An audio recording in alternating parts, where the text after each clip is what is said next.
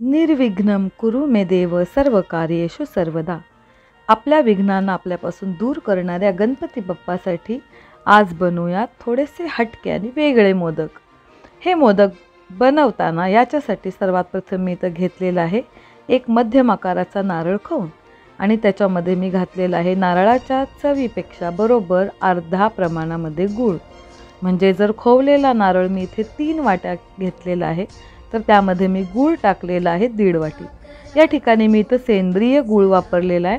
गुळाच्या ऐवजी आपण साखरही वापरू शकतो किंवा नेहमीचा जो पिवळा गूळ असतो तोही आपण वापरू शकतो। गूळ हा किसून घेतलेला आहे। हा गूळ ओल्या खोबऱ्यामध्ये व्यवस्थित मिक्स झाल्यानंतर मी इथं घातलेला आहे 1 चमचा तूप, 1 चमचा वेलची पावडर आणि 1 चमचा खसखस। चांगल्या प्रकारे हे सर्व मिश्रण एकत्र झाल्यानंतर आपल्याला गॅस बंद करायचा आहे आणि आपलं हे खमंग असं सारण जे मोदकासाठी आपण बनवले त्याला गार होऊ द्यायचे। चला तर मग मोदकाची तयारी घेऊया। मोदकासाठी सगळ्यात पहिल्यांदा मी इथं घेतलेलं आहे 2 वाटी पाणी, कारण मला यामध्ये 2 वाटी पीठ वापरायचे।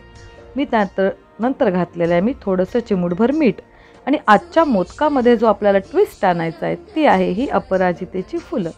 अपराजिता म्हणजेच गोकर्णीची फुलं आज आपण इथे घालणार आहोत। आमच्या बागेतली जी अपराजितेची फुलं होती ती फुलं मी सुकवून घेतलेली आहेत आणि सुकलेली मूठभर फुलं मी इथं 2 वाटी पाण्यामध्ये घातलेली आहेत। आता या फुलांना त्या पाण्यामध्ये आपल्याला छानपैकी उकळे आणायचे। वास्तविक अपराजिता ही एक थायलंडमधली वनस्पती आहे। अपराजिता अर्थात जी कुठल्याच बाजूने हरू शकत नाही, हिलाच आपण गोकर्ण पण म्हणतो। या वनस्पतीचे खूप विविध प्रकारचे फायदे आयुर्वेदात सांगितलेत।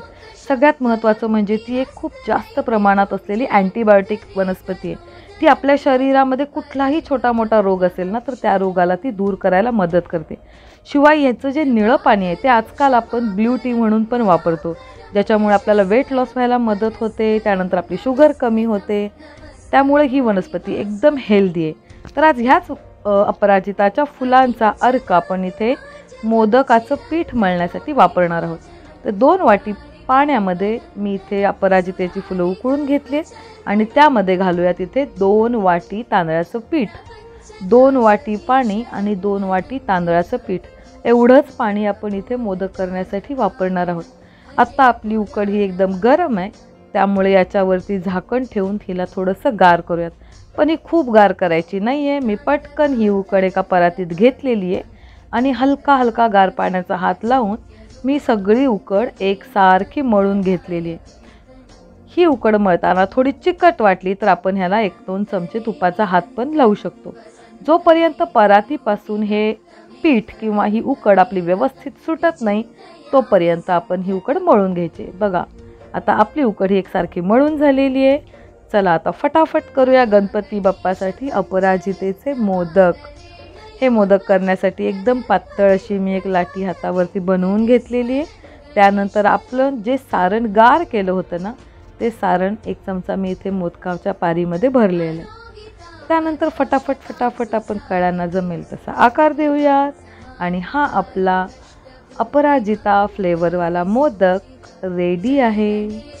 बघा आपला मोदक किती सुंदर आणि छान दिसतोय। झालाय ना गणपती बाप्पासाठी छान मोदक तयार। तर असेच बाकीचे पण मोदक आपण सगळे करून घेऊया आणि हे झालेले सगळे मोदक मी इथे चाळणीमध्ये उकडण्यासाठी ठेवलेले आहेत। चाळणीमध्ये 10 मिनिटं उकडल्यानंतर आपले अपराजितेचे मोदक हे एकदम छान रंग येतो त्यांना। वास्तविक या वनस्पतीचे औषधी गुणधर्मच इतके आहेत ना, ती शुगरवरती कंट्रोल करते, ती अँटीबायोटिक आहे, ती आपल्या डोळ्यांची दृष्टी ही एकदम उत्तम बनवण्यासाठी उपयोगी पडते। इतकंच नाही तर ती आपले स्किन डिसीजसुद्धा दूर करते। त्याच्यामुळे अशा पद्धतीनं जिला आपण म्हणतो अपराजिता किंवा गोकर्णीच्या फुलांचा अर्क याच्यापासून जो आपण आज मोदक तयार केलेला आहे तो गोड आणि सुंदर तर आहेच, पण तो त्याच्याही चौपटीने जास्त खूप हेल्दी आहे। गरम गरम तुपाची धार असलेले गोकर्णीचे मोदक एन्जॉय।